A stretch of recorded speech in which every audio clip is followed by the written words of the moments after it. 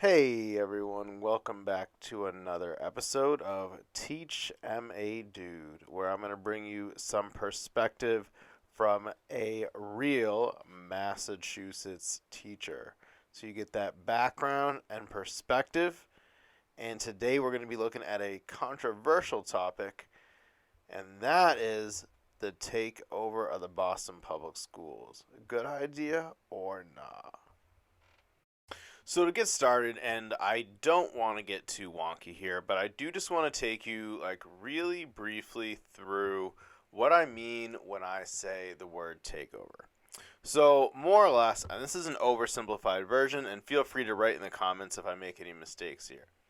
But the way that the law is written with regard to how schools are supposed to operate, schools, public schools that is, are allowed to operate kind of under their own freedom and their own discretion within their local towns, or sometimes districts will form regions, right? They're free to kind of dictate their own policies, and they're free to kind of run their own systems as long as they can demonstrate that they are making effective progress and that they're doing a good job, so to speak, at educating the students. And that's measured through a number of measurements, and that could be a whole video in and of itself.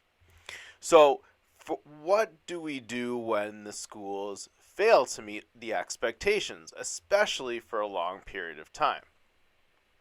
Well, in Lawrence, Holyoke, and Southbridge, what can happen is the state takes over operation of the school and installs what's called a receiver and puts the district into a state of receivership.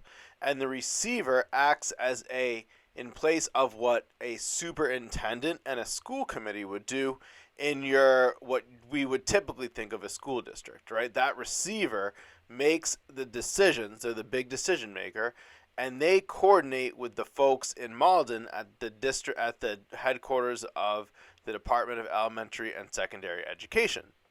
Our current commissioner, Jeff Riley, has a lot of experience with this because his claim to fame was that he was formerly the receiver in Lawrence. And that is going to kind of play into what I'm going to talk about today when we think about the pros and the cons behind whether Boston might want to receive a similar thing.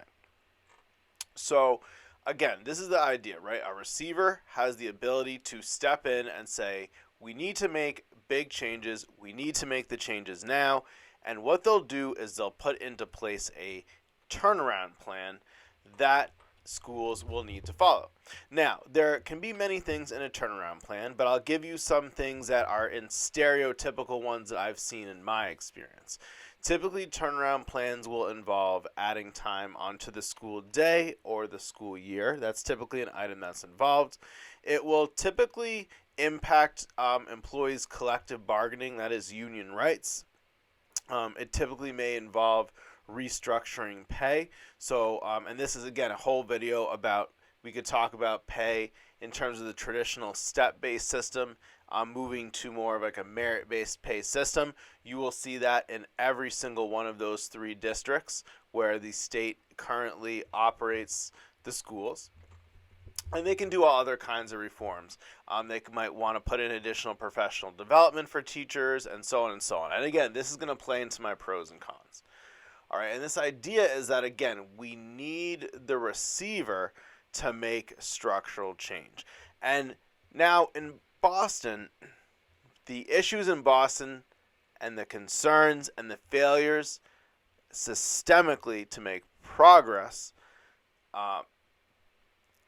especially among our more resilient populations, students of color, black and brown students, students with disabilities, English language learners, okay?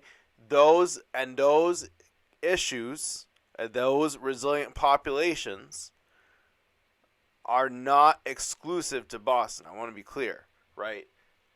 You can go to any district in Massachusetts, and I guarantee you're going to see some of those struggles. That's an area where everyone needs to work on. Unfortunately, in Boston, you have a very, very, very large district and a very, very, very large amount of struggle that's going on. And there's been a lack of progress for years. Okay, so now here we are. And over the summer, summer 2022, there was talk about whether the commissioner, Jeff Riley, would ask the what's called Board of Elementary and Secondary Education, who is kind of more or less the oversight for him to approve his measures, so that there's more kind of like someone to, keep him in check, Jeff Riley, in case he was to make some kind of way outlandish decisions. So the big decisions need that like extra layer. How much they actually are an extra layer, that's a whole nother story. So he could go to the board and he could ask them to designate Boston as a chronically underperforming school, and then that kind of sets the receivership in motion. After a lot of talks and a lot of negotiation and a lot of stuff going on, it was ultimately decided that he's not going to do it for now, but there were a bunch of things put in place that the new superintendent now needs to address. And that would be Mary Skipper. And look, she is up against a lot, okay? And she's in a position that, even by superintendent standards, turns over a whole lot, right? So the person before her, Brenda Casalius, she was only on the job for a couple of years, right? Before her, Tommy Chang, he was only on the job for a couple of years, right? There's probably been 3 or 4 superintendents of Boston Public Schools since I've been a teacher. Okay, and most districts that I've seen and worked in have only maybe turned over their superintendent once, comparatively, if at all. All right, most districts tend to have superintendents that hang on for a while. And look, there's a lot of politics in the Boston Public Schools. We're talking about a community. We're talking about a city that's been around longer than America. You got to remember, Boston was founded in 1630. It's got the oldest, if not some of the oldest public schools, some of the first public schools in the country. And that's beautiful and that's amazing. But unfortunately, to what extent are some of the systemic issues within the community holding the community back, and to what extent do those need to be addressed as well? Okay, so in this video, I'm going to try to keep it as short as I can. I'm going to address 3 pros to a state receivership and 3 cons to a state receivership. And these are going to kind of feed into one another, but this is just my general idea. So pro number 1. I think the first thing that needs to be said is that it's kind of like there has been so much just like systemic breakdown.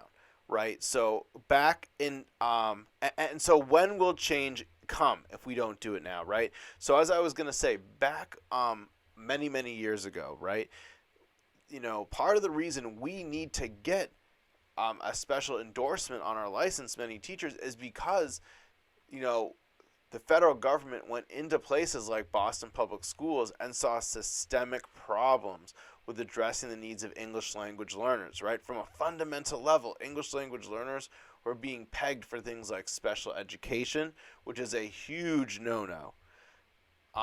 Things that were just out of control, not acceptable. And these systemic issues have been in Boston for a long time. That's just one of many issues. There's been heavy-hitting pieces from the Globe showing that segregation may be starting to become an issue, right? We got many students of color, black students, leaving the Boston Public Schools, flowing into charter schools, where we now have issues of, are we starting to see resegregation? On that note, many people might not know this, but busing, this idea of busing students of color and integrating schools, is a highly controversial issue. It continues to be seen.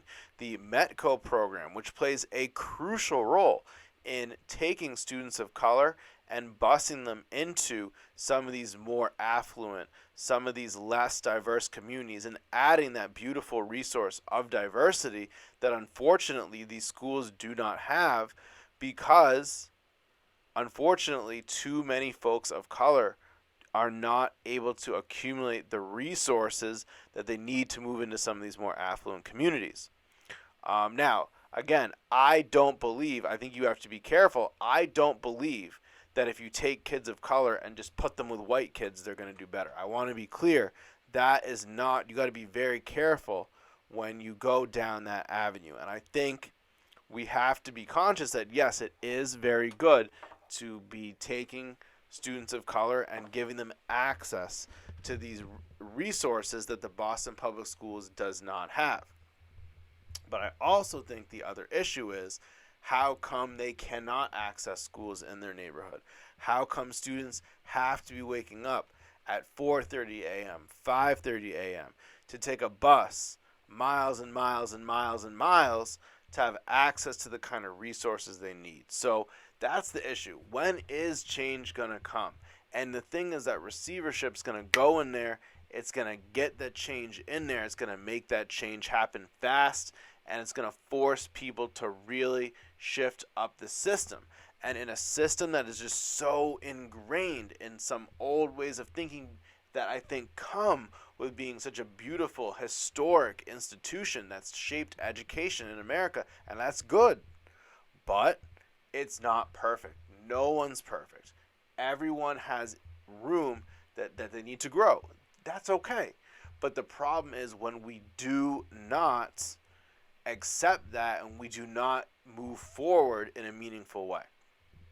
So, again, I think it is worth giving Mary Skipper a chance. Of course, she just got there. I think it is worth giving Michelle Wu a chance. She just got there as mayor as well, and she's got stuff she's got to coordinate. But you got to understand that, folks, it's easy to say that, but folks of color, folks with disabilities, English language learners, and combinations, they've been waiting for a long time for change. When is change going to come for them? Right? They've been going to these substandard schools. You know, we got some folks moving out of the city just so they can send their kids to a good school so their kids can have a future. Right? When is the change going to come for those families that deserve the same kind of education as the wealthy families, the white families, right? Stereotypically speaking, all right? And I understand. I come from a place of immense privilege in my life. I understand that completely, and that's where I'm coming from. I want everyone to have an equal opportunity. So when's that going to happen? That's my pro number one. Pro number two. You know, I encourage folks to take a look at the video I recently did about unions and kind of the pros and cons of unions from my perspective. I think the reality is one of the big pros, for better or worse, is that it's going to bust the unions. So the thing is, the Boston Teachers Union is really dug in there. Guys, go take a look at the freaking pays, the pay scales. Dude, this year, so there's people of my level of experience who in Boston Public Schools are paid more than the highest paid teachers in other districts. That is to say, in the district I work now, the best paid teachers are paid the same, the highest experience. So that's saying I have the highest level of education and I've got like 30 years of experience. Those teachers are making less this year than I would be making in the Boston Public Schools if I was in the Boston Public Schools right now with like half of their experience, okay, and half the education. That doesn't make sense, right? If I could move to Boston Public Schools, I would probably be getting paid like 50% more than I'm getting paid right now. That's literally the difference, probably like on the order of 50%. That, unfortunately, is a part and parcel of what happens when you have very good unions that are negotiating these very, very high pays, these benefits, and unfortunately, Boston is not the highest resource school, and they get a lot of money from a lot of places, but unfortunately, a lot of that goes to paying their employees a lot of money, and at the same time, there's other places where that money can go um, uh, that really could make a difference in terms of resources. And I feel bad saying this about other teachers, but you got to look at really, and I know, guys, Boston, the cost of living is extremely high, and that's another issue that's affecting everyone, and that's another issue that should be addressed. But again, I think that the unions have done a very good job, unfortunately, while they have a lot of benefits. One of the drawbacks is that they really can sometimes get in the way of that institutional change. If you go in there with a receivership, it's off the table. There's nothing the unions can really do at that point to stop the state from coming in. They have a lot of legal, leeway, and then what that allows them to do is once the things move out and they've gone in and restructured things, then maybe the union can eventually come in, but we can talk about eventually in a moment, and maybe kind of reset things on a better level. Maybe. All right, and the last thing is on that note is it brings in fresh ideas. Look, the reality is I have gone to Boston Public Schools websites. The stuff that they are posting is amazing. They've got some amazing resources on equity. They got a whole office devoted to educational equity. I think that's outstanding. They've got a lot of resources, a lot of tools. I learned about this amazing thing, a kind of culturally responsive instructional observation protocol, CRIOP, that I learned about through Boston Public Schools that really has helped me look at what other teachers are doing in a culturally responsive way. I think that's amazing. But at the same time, for all these supposedly fresh ideas, where are the results? Where's the results to go along with these fresh ideas? So I think again, one advantage of having the receivership is it really pushes these fresh ideas in, for better or worse. And it really kind of forces that change, and it forces people to accept that, look, guys, what we're doing isn't working. Okay? We're not blaming anyone. We're not saying it's the teachers necessarily. We're not saying it's the administrators necessarily. We're not putting the blame on everyone. But things aren't working. What are we going to do? Let's go. Let's do things now. And look, I've been in this position of having to change this and that and that and that and that. It can be very stressful. It's not for everyone. I get it. Okay? So those are my 3 pros. Okay? It makes change happen now. It really pushes through some of the resilience of the unions and those forces that are kind of holding those changes back, for better or worse. And it brings in some of those fresh ideas that we need to see in the schools. Because again, they're not working for everyone. All right? I think everyone recognizes that. So 3 cons. Let's talk about the cons. So ultimately, Boston has some deep-seated systemic issues. That's a fact. Boston, some people call it, unfortunately, one of the most racist cities in the United States. And when they talk about racist, I don't think they're necessarily talking about the use of maybe racial epithets, though I think that is something that happens, unfortunately. I don't know why people say this stuff to each other, but unfortunately it likely happens in Boston. I think it's more the idea of systemic inequality. The fact that too often, I'm not saying always, but too often it appears that students of color and individuals of color and individuals with disabilities and English language learners and combinations of those individuals are not getting the same outcomes and the same avenues to success as their peers.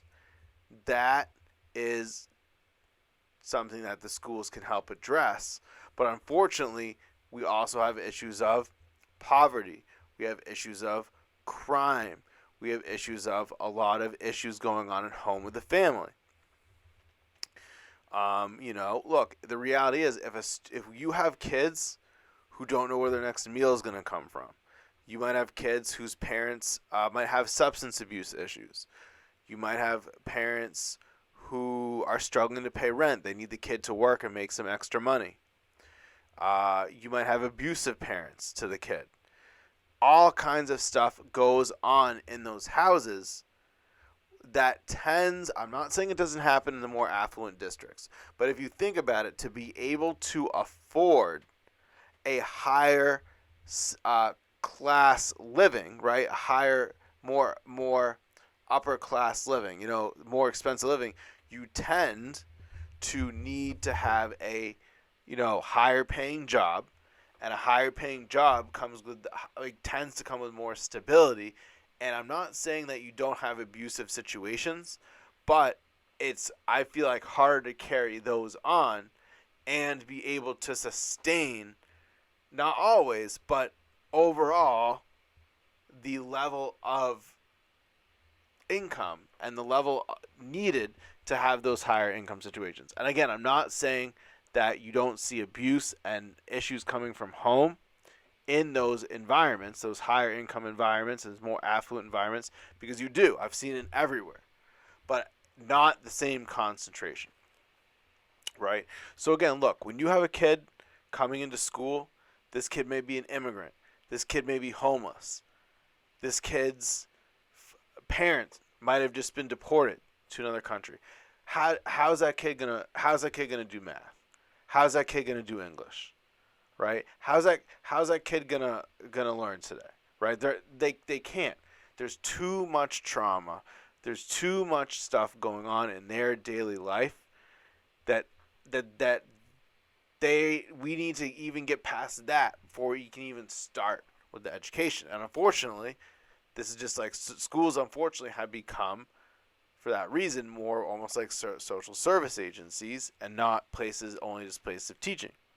And those are not going to be addressed with a takeover. How do we know this? Easy. Go look at Lawrence. Jeff Riley, as I said earlier, claim to fame. He was the Lawrence receiver. Okay? Now, all these years later, he's been commissioner of the Department of Elementary and Secondary Ed for years. Whereas Lawrence, still in receivership. Right? Why? Because Lawrence is one of the poorest communities in the Commonwealth. Okay, we're going to get to that later. But again, those issues of poverty, those issues of systemic racism, they have not gone away. So that's one issue of the receivership.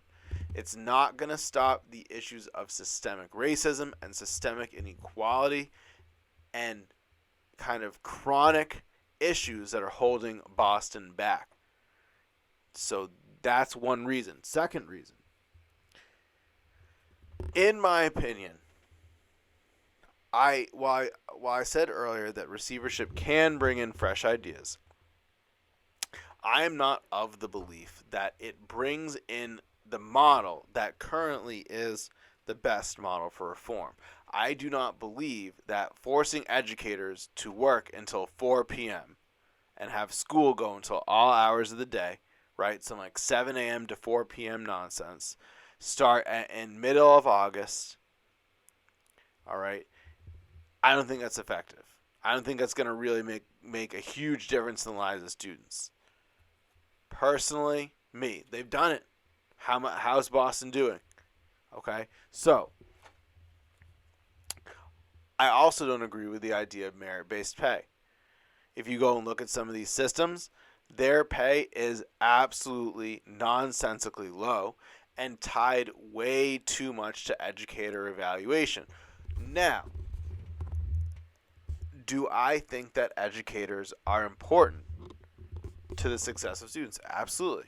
I'm saying that as one. But do I believe that a system founded on the idea that the system is not working because if we just had better educators, it would work better?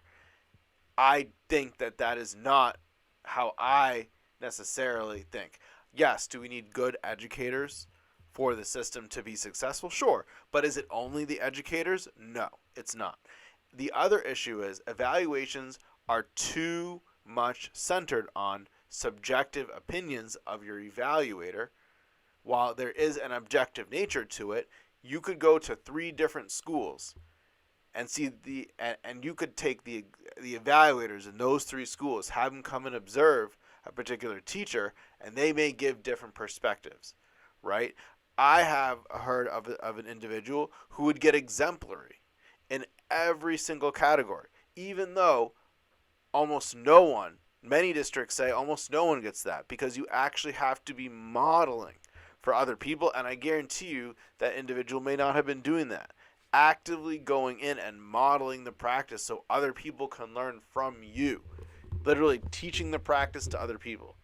That is the standard for exemplary, and always has been, right? So look, that literally determines, and even when you've met that standard, you're being paid such a pittance of a salary, with the grace of getting a graceful 2% raise if you've done well this year. A 2% raise. Let me ask you something. What's a 2% raise right now? Right? How much has your cost of living gone up? Now you're dealing with kids who are off the walls, who are violent with each other, right? Who are bringing these issues in from home that you're not trained to deal with, that are taking these issues and this abuse and this psychological trauma, and they're taking actions towards you, towards others. They're not learning. They're not able to access the content, and you are having to think about how much money you're making, and there's no union. That doesn't even make sense. That's ridiculous. That's not going to lead to the kind of outcomes that are good for success. So, look, again, I believe that they do have good ideas, as I said, from the pro and good intentions, but overall, not the best model for reform. And finally, and last but not least, I believe that the biggest flaw is that there really is no exit from, in my opinion, a receivership. And there is that kind of albatross. Look, if we look at Lawrence, they're historically, they're Chelsea, which is another district in Massachusetts. They were in receivership at one point, and they are not in receivership anymore. So districts have gotten out of receivership, but it does not bode well that Lawrence is not a super different from Boston demographically city, though it is a lot smaller. They've been in receivership for like a decade, right? There's no signs to indicate that Lawrence is going to get out of receivership anytime soon, as far as I can tell. Once Boston goes into receivership with that pressure, it's going to become a constant thing of when are they going to get out of receivership. And so the issues is, if you don't address the issues within the community that are causing persistent trauma to the students, to the individuals in that community, then I just don't understand how you're going to expect that the schools are just going to magically improve and the students are going to magically just do better. And I think that, again, you can try to bring in the charter school stuff and all that, but again, that doesn't solve these systemic issues either. So again, we got 3 pros, 3 cons. This is my take on this. Overall, here's my verdict on this one. Should Boston go into receivership?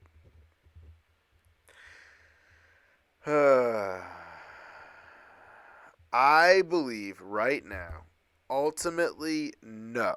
They should not go into receivership now.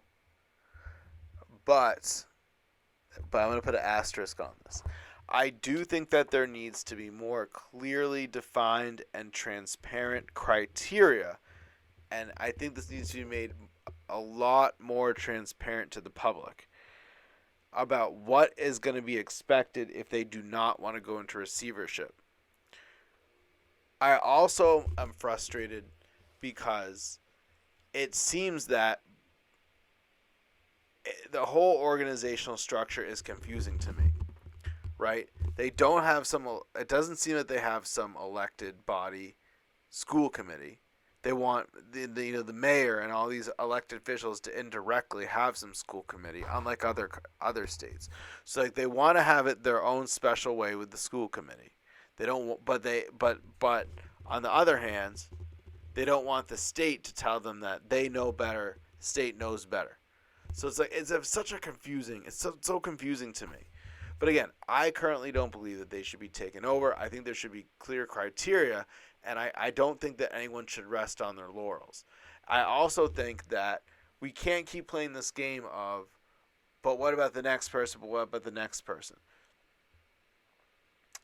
To those individuals who are saying, "Oh, it's racist," that Charlie Baker, he was all bros with Marty Walsh, and then when Mayor Wu came in, now he wants to, now he's not so buddy buddy. He wants to, he's more. Look, here's the thing. If that's where you see the racism and not in the whole situation with the students in Boston, I don't know what to tell you, man. I have no idea what to tell you. But this is the thing. I would ask you that to really, really take a look at where Boston's at and where Boston can be. It's a beautiful city. It's got a lot of potential. The schools have some amazing teachers. I believe that from the bottom of my heart. But they are in some serious need of reform. Again, this has been another presentation of Teach MA Dude. Please give me a like, give me a subscribe. Let me know in the comments what you think. And I'm looking forward to another video. Have a great one, and I'll see you next time.